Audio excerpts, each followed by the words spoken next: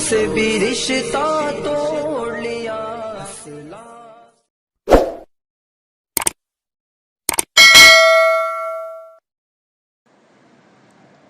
بسم اللہ الرحمن الرحیم، الحمد للہ وحدہ والصلاة والسلام علی من لا نبی بعدہ۔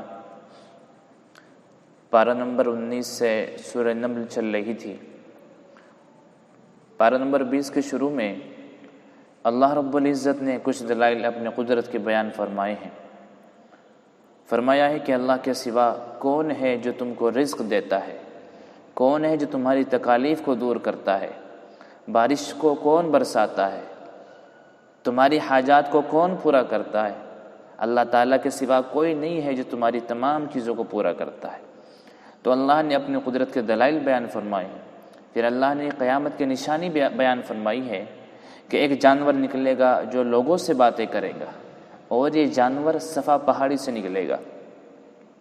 اس کے بعد اللہ رب العزت نے اپنے پیغمبر پاک صلی اللہ علیہ وسلم سے فرمایا کہ آپ یہ بات ان کو بتا دیجئے کہ دیکھو، جو ہدایت حاصل کرتا ہے اس کو اس کا نفع ہوگا، اور جو ہدایت اختیار نہیں کرتا، ضلالت اختیار کرتا ہے، اس کو نقصان ہوگا، اور اس کا نقصان صرف اسی کو ہوگا۔ ایسا نہیں ہے کہ اگر کوئی ضلالت اختیار کرے وہ اس کا نقصان دوسرے کو ہوگا، بلکہ اس کا نقصان اسی کو ہوگا جو ضلالت اختیار کرے گا۔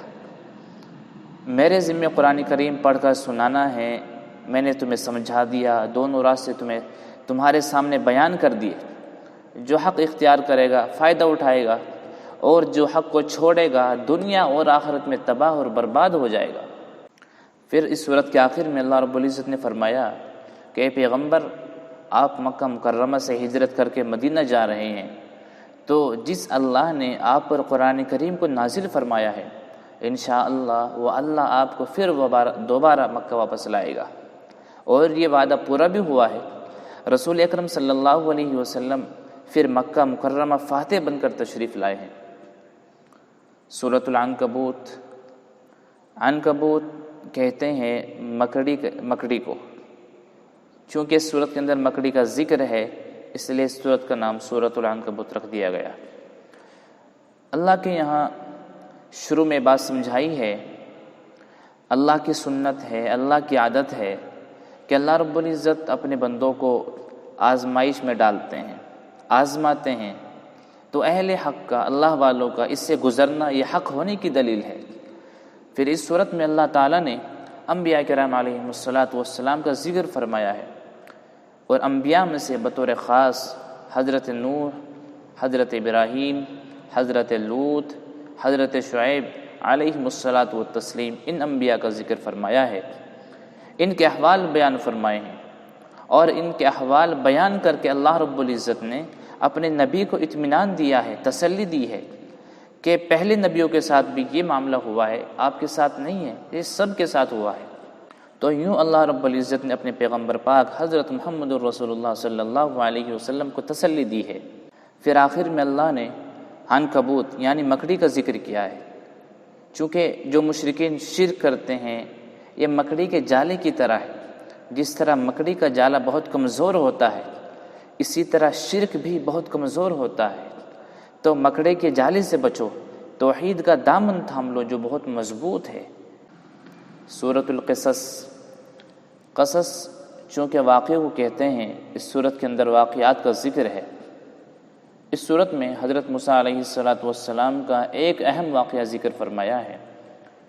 حضرت موسیٰ علیہ السلام شہر میں داخل ہوئے، اور حضرت موسیٰ علیہ السلام کی قوم کا ایک آدمی جو اسرائیلی تھا، فرعون کی قوم کا ایک آدمی جو قبطی تھا، آپس میں لڑ رہے تھے۔ تو حضرت موسیٰ علیہ السلام نے چھڑانے کے لیے قبطی کو ایک مکہ مارا، تو مر گیا، قتل ہو گیا۔ آپ کا قتل کا ارادہ نہیں تھا۔ حضرت موسیٰ علیہ السلام نے اللہ سے دعا بھی مانگی، یا اللہ میرا ارادہ قتل کا نہیں تھا، ہو گیا، اللہ اب آپ معاف فرما دیں۔ پھر اگلے دن حضرت موسیٰ علیہ السلام شہر میں داخل ہوئے، وہی ان کی قوم کا اسرائیلی آدمی جو پہلے دن بھی لڑ رہا تھا، پھر کسی دوسرے سے لڑ پڑا۔ تو حضرت موسیٰ علیہ السلام نے چھڑانا چاہا، تو چھڑانے کے لیے آپ نے شاید پھر مکہ اٹھایا۔ وہ اسرائیلی بول پڑا کہ کل آپ نے اس کو مارا تھا، آج آپ مجھے ماریں گے۔ تو اس کے یہ کہنے سے یہ بات پھیل گئی کہ قاتل موسیٰ علیہ السلام ہے، کیونکہ گزشتہ جس قبطی کا قتل ہو گیا تھا اس کے تلاش جاری تھے کہ کس نے اس کو مارا ہے۔ تو اس واقعے سے اس پوری اس میں یہ بات پھیل گئی کہ موسیٰ علیہ السلام نے ان کو قتل کیا ہے۔ پھر حضرت موسیٰ علیہ السلام وہاں سے چھپتے چھپاتے اپنی جان بچانے کے لیے دوڑے اور آپ نے مدین کا رخ فرمایا۔ راستے میں ایک جگہ آپ ٹھہرے جہاں ایک کنواں تھا، لوگ وہاں سے پانی بھر رہے تھے۔ وہاں پر 2 عورتیں تھیں، 2 بچیاں بیٹھی ہوئی تھیں۔ آپ نے پوچھا آپ یہاں کیوں بیٹھی ہیں؟ انہوں نے کہا یہ لوگ چلے جائیں گے تو پھر ہم اپنی بکریوں کو پانی پلا لیں گے۔ حضرت موسیٰ علیہ السلام نے لوگوں کو پیچھے ہٹایا اور اس کنویں سے پانی نکالا اور ان کی بکریوں کو پانی پلایا، اور پھر ایک طرف بیٹھ گئے۔ اللہ سے دعا مانگی، یا اللہ میں مسافر ہوں، آپ میرے رزق کا انتظام فرما دیجیے۔ ادھر یہ دونوں بچیاں حضرت شعیب علیہ السلام کی بچیاں تھیں، دونوں گھر واپس پہنچی اور واپس جا کر اپنے والد حضرت شعیب علیہ السلام کو پورا واقعہ سنایا۔ تو آپ نے فرمایا ان کو بلاؤ۔ آپ کو بلایا گیا تو حضرت شعیب علیہ السلام کی بیٹیوں نے کہا ابا جی یہ شخص بہت طاقتور ہے، ہم نے دیکھا ہے کہ اس شخص نے اکیلے ڈول نکالا اور پھر بکریوں کو پانی پلایا، یہ بہت طاقتور ہے اور اس نے حیا کا بھی بہت خیال کیا ہے، ہماری طرف آنکھ اٹھا کر بھی نہیں دیکھا، ابا جی آپ ان کو ملازمت پر رکھ لیں۔